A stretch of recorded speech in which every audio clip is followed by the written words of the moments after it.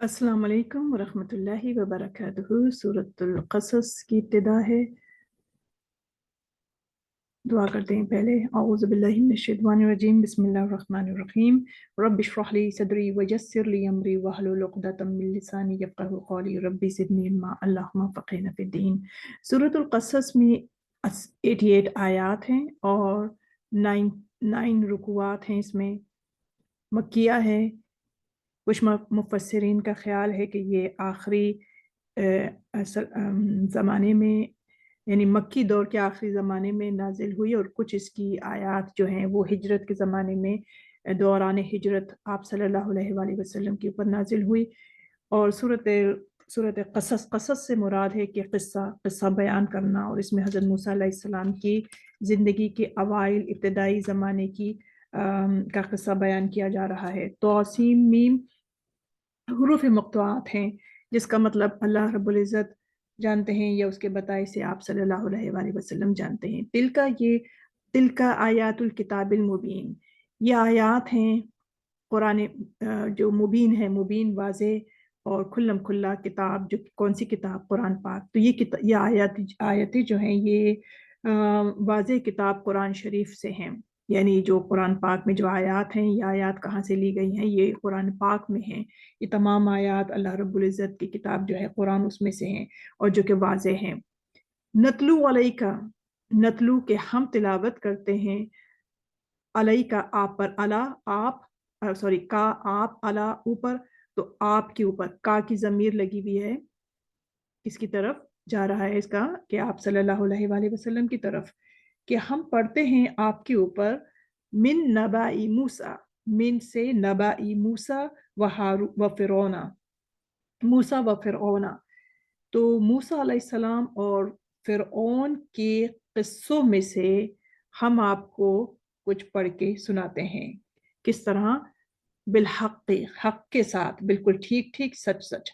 ये कौमी युमिनून, उस कौम के लिए कि जो ईमान रखती है, उन लोगों के लिए कि जो ईमान रखते हैं। हक़ क्यों कहा?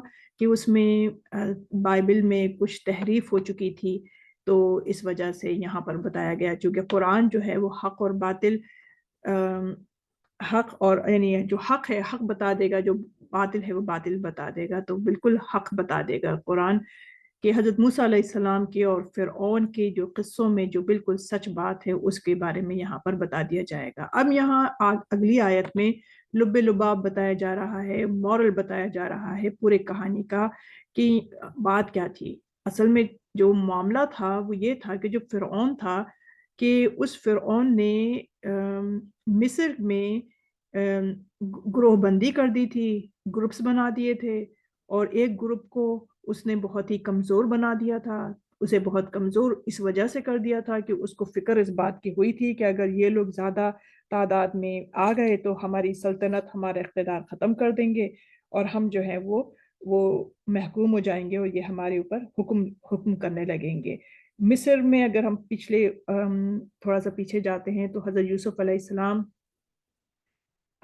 अलैहिस्सलाम अपने अपने वालिदैन और अपने भाइयों को जब मिस्र में बुलाकर और उनको सेटल कर दिया था, तो उस वक़्त आपका ज़माना तो हज़रत यूसुफ़ अलैहिस्सलाम का बहुत अच्छा ठीक-ठाक था, बहुत अच्छा था। 100 कहते हैं कि 100 साल के बाद जब यानी हज़रत यूसुफ़ अलैहिस्सलाम का जब इंतकाल हो गया, और उसके कुछ अरसे के बाद जाकर जो वहाँ के मुकीम थे, जो रहने वाले थे, जिन्हें कुबती कहते हैं, तो उनमें एक एक बादशाह आया, और उस बादशाह को वो भी फ़िरौन कहलाता था, चूँकि फ़िरौन तो हर मिस्र के बादशाह को कहा जाता था। तो अब यहाँ उसका उसका भी नाम था, मगर यहाँ नाम नहीं है। तो उस बादशाह ने, उस फ़िरऔन ने, जो कि क़ुब्ती था और हज़रत यूसुफ़ अलैहिस्सलाम के इंतकाल के 100 साल के बाद आया था, तो उन्हें एक रंज लाहक़ हो गया, या एक उन्हें हिज़न हो गया, या उन्हें एक फ़िक्र हो गई। तो वो फ़िक्र क्या थी? वो फ़िक्र ये थी कि बनी इसराइल کہ اگر یہ اقتدار میں آ گئے، چونکہ بنی اسرائیل بہت ہوتے تھے، اللہ تعالیٰ نے ان کو ان کی ان کی اولاد میں یہ برکت رکھی تھی کہ ان کے پاس کئی کئی اور بچے ہوتے تھے، جبکہ قبطی تو تھے جو ان کے پاس مشکل سے ایک دو تھوڑے سے یعنی اولاد تھوڑے سے بچے ہوتے تھے، لیکن اللہ تعالیٰ نے ان کو یہ نعمت دی تھی، یہ برکت دی تھی کہ ان کے اولاد کے اندر، کہ ان کے اولاد بہت اولاد ہوتی تھی ان کے پاس. تو انہیں قبطیوں کو، جو یہ فرعون تھا جو کہ قبطی میں سے تھا، تو اس کو فکر ہو گئی، لاحق ہو گئی اس چیز کی وجہ سے. تو یہ اس کا مین گول تھا. تو اس نے سوچا کہ ان کو کسی طریقے سے نہ انہیں کم کر دیا جائے، ورنہ تو اور ان کے اوپر ظلم کیا جائے. تو انہوں نے، اور ویسے بھی انہوں نے سوچا کہ یہ تو مصر میں رہنے والے نہیں ہیں، یہ تو امیگرینٹس ہیں، یہ تو وہاں سے آئے تھے. تو انہوں نے اس نے ان لوگوں کو بنی اسرائیل کو دبانا شروع کر دیا.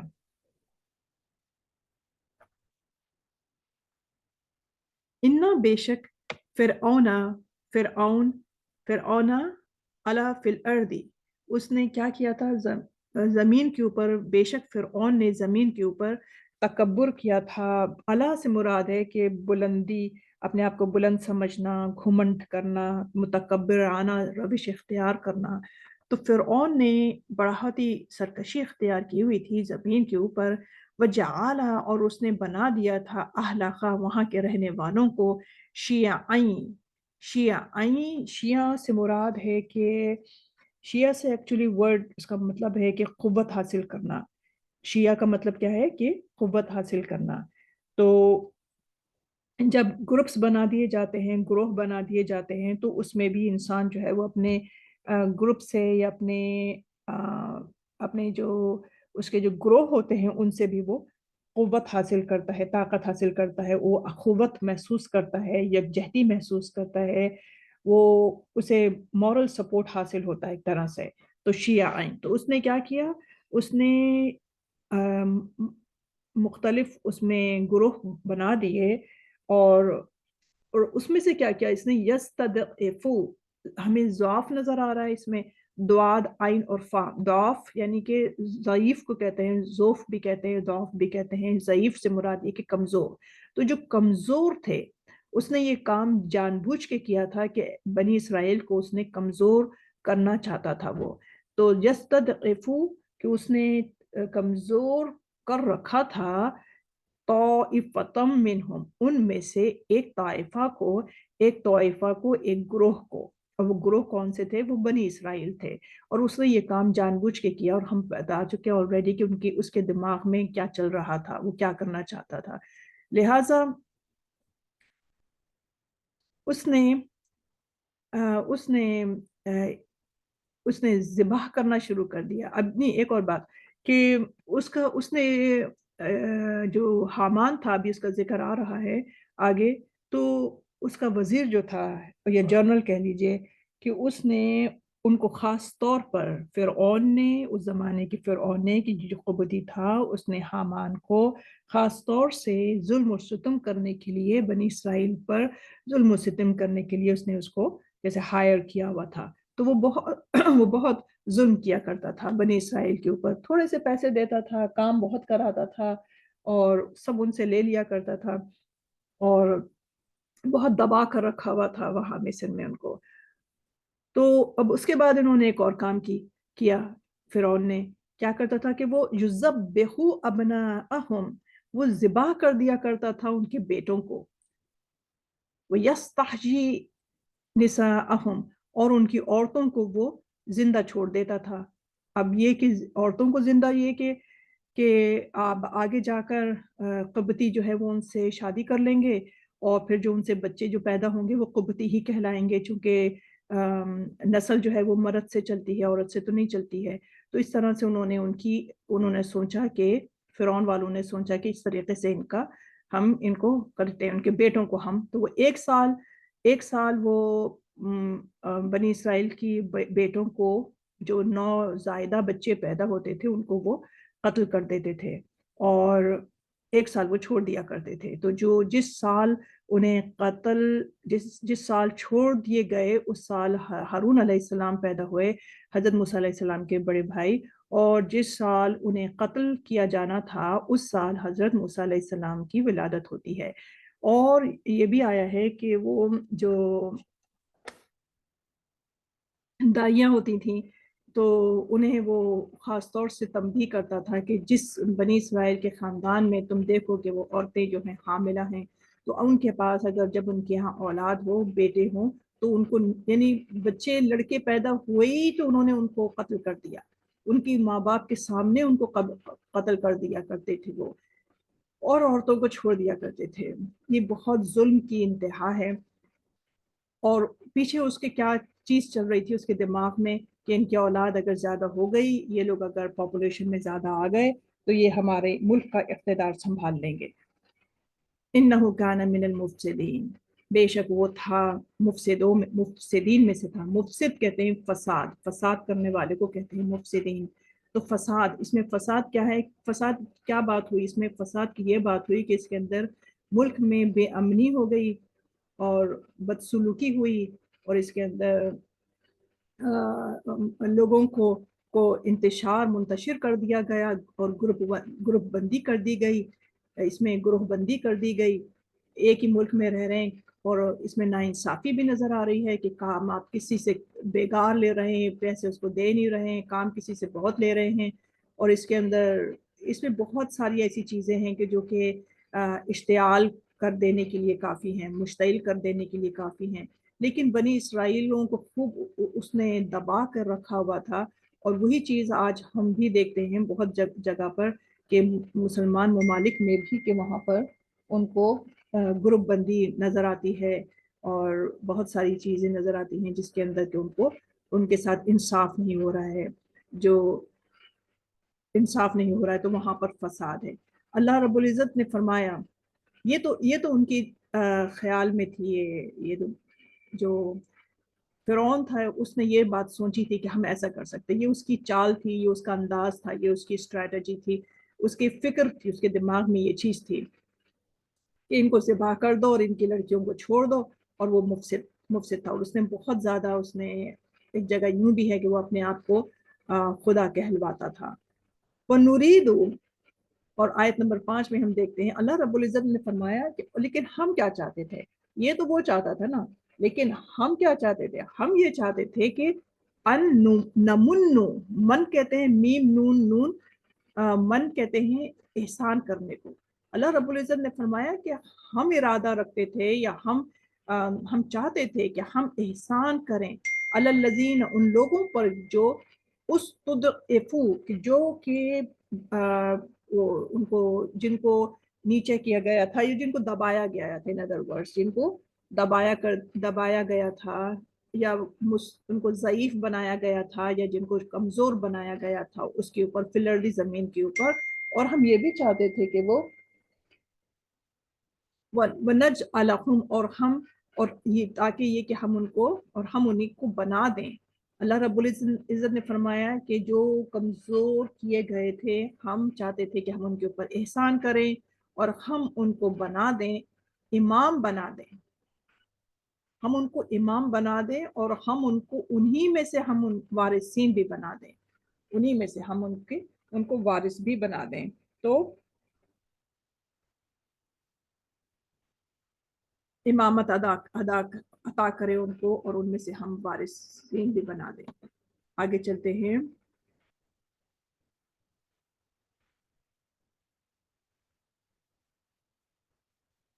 لہٰذا ونمکنا، اور ہم نے اقتدار دیا، لہم ان کو، فی الارض، لہم ان کو، فی الارض زمین میں، ونریا فرعون و حامان، اور ہم نے دکھا دیا، اور ہم دکھائیں، یعنی کہ فرعون کو اور حامان کو، خیر حامان کو تو فرعون نے ہائر کیا تھا جو ان کا وزیر تھا یا جنرل تھا، اور خوب وہ کرتا تھا، بنی اسرائیل کے اوپر ظلم کیا کرتا تھا۔ تو اللہ رب العزت نے فرمایا کہ ہمارا ارادہ کیا تھا؟ ہمارا ارادہ جو تھا وہ یہ کہ ہم بنی اسرائیل کے ساتھ ہم ان کے اوپر احسان کریں، جو ان کے کمزور ہیں ان کو ہم اوپر لے کر آئیں، اور ان کو ان کی پوری پوری ہیلپ کریں ہم، اور ہم بنا دیں انہی میں سے، انہی بنی اسرائیل میں سے ہم امام بنا دیں اور انہی کو ان کا وارث بھی بنا دیں۔ لہٰذا اللہ رب العزت نے فرمایا کہ ونمکنا، اور یہ کہ ہم تمکنت دیں، مکانت دیں، اقتدار دیں، اور ہم ان کو قدرت دیں، ان کو حکومت دیں زمین میں، ونریا فرعون و حامان، اور ہم فرعون اور حامان کو، وجنودہما، اور ان کے جو لشکر تھے ہم ان کو دکھا دیں، منہم ان میں سے، ما کانوا یحذرون، جس سے کہ وہ ڈر رہے تھے، جس سے کہ وہ خوف کھا رہے تھے۔ وہ کس چیز سے خوف کھا رہے تھے؟ وہ کس چیز سے وہ بچنا چاہتے تھے؟ کیا چیز تھی وہ؟ حذرہ سے کیا مراد ہے؟ حذرہ کہتے ہیں ڈرنے کو۔ تو وہ کس چیز سے وہ ڈر رہے تھے؟ فرعون اور حامان اور ان کے جو لشکر تھے وہ کس چیز سے ڈر رہے تھے؟ وہ اسی چیز سے کہ کہیں بنی اسرائیل جو ہے وہ اقتدار پر نہ آ جائیں، وہ ان کو حکومت نہ مل جائے۔ تو کیا ہوتا ہے یہاں پر آگے جا کے، جب یہ بنی اسرائیل کا، اب ہم شروع کریں گے یہاں سے، لیکن یہ تھا کہ حضرت موسیٰ علیہ السلام کی جب ولادت ہوتی ہے تو آپ نے یعنی اللہ رب العزت نے ان کی والدہ کو الہام کیا، ایسے ہی الہام کیا کہ جیسے کہ شہد کی مکھی کو الہام کیا تھا کہ تو جا اور تو رس چوس پھولوں پر، اور تو گھر بنا غاروں میں، پہاڑوں میں اور اونچی جگہوں پر۔ تو اللہ تعالیٰ نے ایک شہد کی مکھی کو بھی وہ کیا تھا، الہام کیا تھا۔ تو یہاں پر بھی الہام کیا ہے حضرت موسیٰ علیہ السلام کی والدہ کو، ام موسیٰ کو۔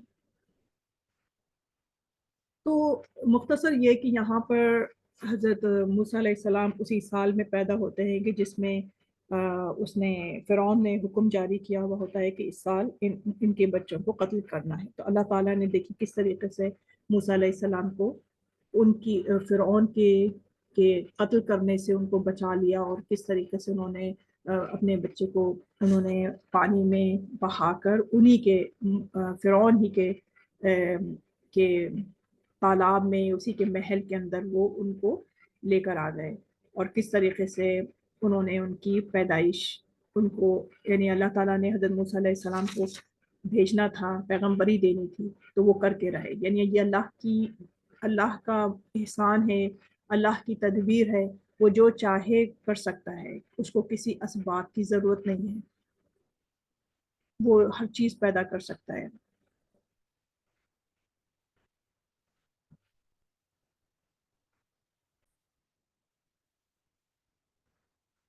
یہاں ایک اور نقطے کی طرف چلیں گے کہ جس چیز سے فرعون، حامان اور ان کے لشکر بچ رہے تھے یا ڈر رہے تھے یا خوف کھا رہے تھے کہ وہ، جیسے میں نے ابھی بتایا کہ اقتدار کی ان کو فکر تھی کہ اقتدار ہمارا نہ بنی اسرائیل کے ہاتھ میں چلا جائے، تو کیا ہوا؟ اللہ تعالیٰ نے وہ لے ہی لیا نا، وہ اس چیز کو ختم نہیں کر دیا نا، اور دکھا دیا ان کو۔ اللہ تعالیٰ نے فرعون، حامان اور ان کے لشکروں کو دکھا دیا کہ دیکھو جس چیز سے تم بچ رہے ہو، ہم نے وہی چیز جو ہے وہ بنی اسرائیل کے ہاتھ میں دے دیا، ہم نے انہی کو جو ہے وہ ہم نے ان کو وہ بنا دیا، اللہ تعالیٰ نے ان کو آئمہ بنا دیا، یعنی پیشوا بنا دیا، اور ان کو وارث بنا دیا۔ تو یہ چیز بھی دیکھی جائے کہ جیسے کہ مشرکین مکہ اپنے آپ کو بڑا سردار سمجھتے تھے، اور اپنے آپ کو بہت ہی اوپر سمجھتے تھے، اور ان کو اس بات کی فکر لاحق تھی کہ اگر ہم نے یہ بات مان لی، آپ صلی اللہ علیہ وآلہ وسلم کو رسول مان لیا اور قرآن کو برحق مان لیا، تو پھر ہماری سرداری ختم ہو جائے گی۔ تو یہ بات بتانے کی ہے کہ دیکھو اے مکے والو، دیکھو جنہوں نے ان لوگوں کے پاس بھی تو یہی چیز تھی، یہ جو فرعون جو تھا اس کے بھی تو دماغ میں یہی چیز تھی نا کہ وہ ان کو وہ بنائے، اپنا محکوم بنائے رکھے، اور اس کو یہ تھا کہ اگر ان کی اولاد، چونکہ اللہ تعالیٰ نے بنی اسرائیل کے پاس جو اولاد ہوتی تھی وہ بہت ہوتی تھی، اور قبطیوں کے پاس نہیں ہوتی تھی اتنی، تو ان کو یہ بتانا مقصود ہے کہ دیکھو اللہ تعالیٰ جو چاہتے ہیں، جس کے اوپر احسان کرنا چاہتے ہیں وہ کر دیتے ہیں۔ تو تمہارے اس طریقے سے تو ان کی سرداری ختم ہوئی، فرعونیوں کا جو فرعونی انداز تھا وہ ختم ہوا، ان کی سب چیزیں جو تھیں وہ غرق ہو گئیں، ختم ہو گئیں، اور جس سے وہ خوف کھا رہے تھے وہی ان کے ساتھ وہ ہو گیا۔ تو یہ سبق ہے مکے والوں کے لیے کہ اے قریشیوں، اے مکے والوں، اے مشرکین، دیکھو جس چیز سے تم ڈر رہے ہو، دیکھو یہ سبق سنو کہ کیا ہوا تھا۔ کیونکہ حضرت موسیٰ علیہ السلام کا یہ جو قصہ تھا نا، یہ عرب میں کافی پاپولر تھا، وہ لوگ جانتے تھے۔ ہم آیت نمبر 6 کے اوپر یہیں پر اکتفا کریں گے، اور اس کے بعد پھر 7 سے اگلی ریکارڈنگز بھیجیں گے۔ تو ہم نے 1 سے 6 یہاں پر ورڈ میننگز کی ہیں اور تھوڑی سی اس کی تفسیر کی ہے۔ وآخر دعوانا الحمدللہ رب العالمین، حق لا الہ الا اللہ محمد رسول اللہ صلی اللہ علیہ وآلہ وسلم۔ السلام علیکم ورحمۃ اللہ وبرکاتہ۔